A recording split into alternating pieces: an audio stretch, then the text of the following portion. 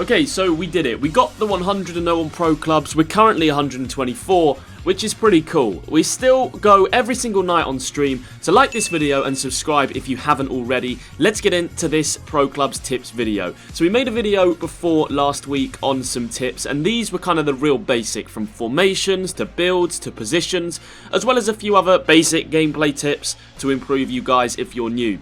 Let's get into this video that's going to be a little bit more in depth. That video is linked in the top right hand corner and in the description. Let's start off by looking at some basic skill moves that are going to make a big difference to you guys on pro club. Okay, so there's 3 really simple skill moves that we use in pro clubs all the time, and like there's no real need to use anything more complex. Obviously you can, but if you want to be effective, these are the 3 that I would recommend. Very simply, the first one is a fake shot. I'm sure everybody knows how to do one of them. Circle then X on the PlayStation, or square then X. A drag back, which is R1, and using the left stick to kind of determine where you exit. You can go anywhere you want with that left stick. And a simple ball roll. Now, a lot of you guys are going to be like, yeah, okay, what am I watching? I know how to do, like, these skills. They're basically the main skill moves that we use. Now, of course, when we're messing around and we're winning by a lot of goals, we'll use a variety of different skill moves, but those 3 are definitely the most effective 3 and the simplest that you guys can incorporate into your game. Let's look at some clips of them in action. So, the drag back, the ball roll, and the fake shot, 3 skill moves to look out for. Obviously, you guys know how we set up on clubs from watching the recent vids. So we kick off this game at about 111-0, something like that,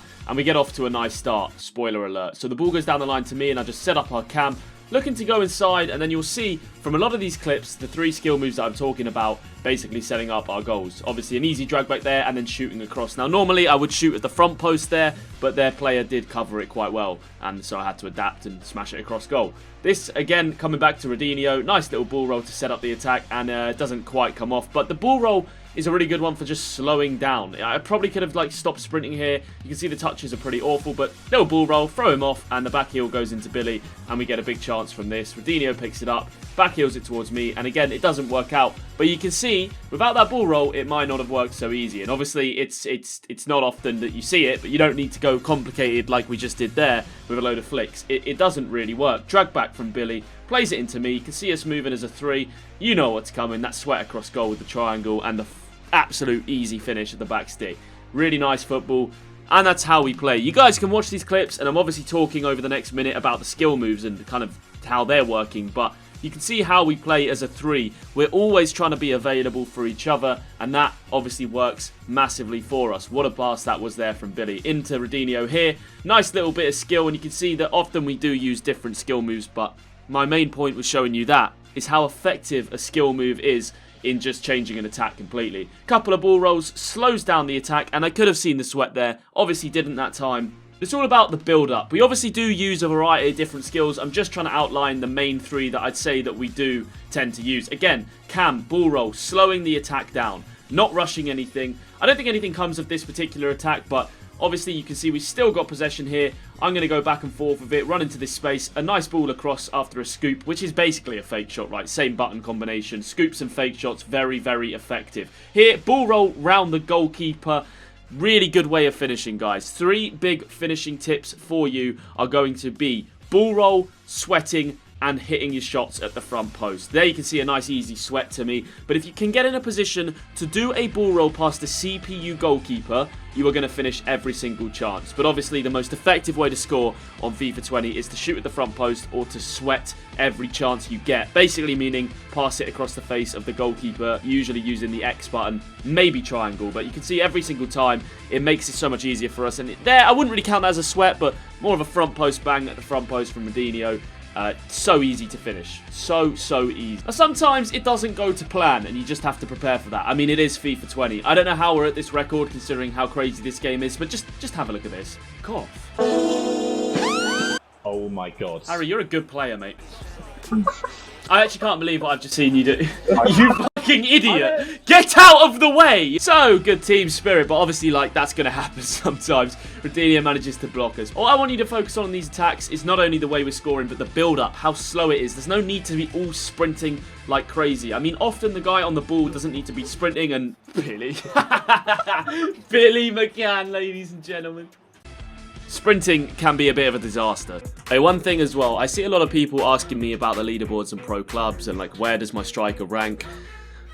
they're completely irrelevant because the leaderboards are based on appearances and they don't count, you know, how many goals you score in what division. So these people have played like 5, 6, 4,500, 7,000 games, right? And I don't know what this bloke's up to, but he's got a 2.5 VPR, so he must have just been backing out of games every time he gets in to get up the leaderboards. Kind of proves my point. I mean, a lot of these guys will be scoring goals in Div 10, so it's kind of irrelevant. Some of you might not, so fair dues to you, but the leaderboards are not really based on real statistics because if you've played 5,000 games and then you're ahead of someone else, I mean, obviously you're going to be ahead. I wish they'd bring back proper leaderboards based on appearances to goals records and a ranking system that actually took into account where the goals are scored, where the assists are made. You know, if you're in Division 1, you should get more points than doing that in Div 10 because for obvious reasons, as soon as you get to Div 7, a lot of these clubs and players just restart, go back to Div 10 and just start scoring goals again. I want to talk to you guys a little bit about adapting on the game. It's really easy to lose your head, so that's a good ball into Billy. Maybe could have played it on the floor, maybe could have dragged it back to Harry, but either way I felt like his guy was set up to score. He doesn't, and we're currently 121-0. We're playing against 6 players, we have 4, they go up the other end and score in the 86th minute. Very annoying, right? Not only do they have more players than us, they have just gone ahead and got away with one up the other end and then broken and scored to make it 3-3 in the 86th minute. But we don't lose our heads. And most importantly, we don't lose. What we did in this game is we realised that they were really stretching us. At half-time, we had a look and saw that they had 6 players, and they literally had 2 wingers stood on each touchline, just dragging our CPUs out. A really, really good way to play against us. Really annoying. So we switched from a 4-1-2-1-2 to a 5-2-1-2, and this meant that we had more defenders to cover. Switching your formation at half-time if the game isn't going to plan is something that a lot of teams don't do. You can see we're under constant pressure here, and for those of you who watch into our live streams, you don't normally see us defending this much, and you definitely don't normally see us at a 3-3 scoreline. We managed to get the ball there with a little bit of luck and some good defending, kick it up straight field to me. I'm going to play that onto Harry, and here is where the magic happens. Yeah. Yep, let's go. Let's fucking go, boys! I'm not even fucking surprised, man. 4-3, 122-0. We keep winning games. Really, really important, and the game ends just in the last second. I mean, that was one of the best moments from stream we've had in a really long time. Not only was that an exhibition of the ball roll and how well that worked, we had the sweat involved as well, not to panic, but most importantly was the adapting. Like, whether that's changing formation, whether that's if you're playing in cam and you're coming to your striker's feet and you keep losing the ball, go, okay, I'm going to start pulling into pockets of space, I'm going to stay a little bit further away. You have to look at the game, and if it's not going right, there's things you can always change because this game is toxic as hell and really, really irritating sometimes. We come out of that game with a nice win. Really, really important. A lot of you guys ask me in the comments section about my camera angle. I play on the tele broadcast setting.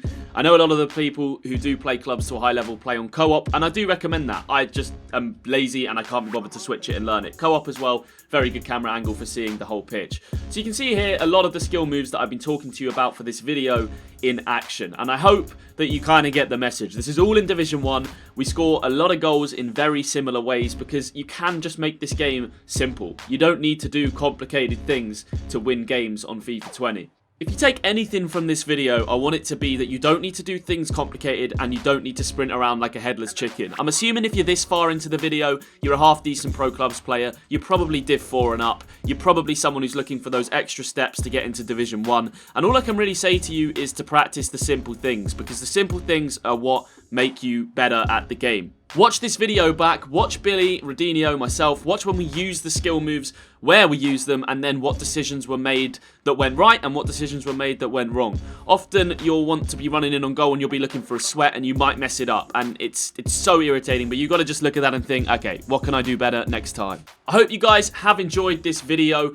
Please do leave a like on it if you're still listening at this point. It makes a massive difference to me. Subscribe if you haven't already. And of course, you can check out all of our other player builds on the channel. We've got CDM, we've got midfield, we've got cam, we've got striker. They're all linked in the description of this video, or you can find them on the channel if you're too lazy to click that. We're now at a point where we've won Division 1 8 times in a row. In order to get to 200-0, which is our goal, we're going to have to win it, at least another 6 or 7 times. Hopefully we can do that. You guys know that we live stream every single night, so I look forward to seeing you all in there. Your support has been mad. This is the home of Pro Clubs. I'm JCC, and I'll see you guys all next time.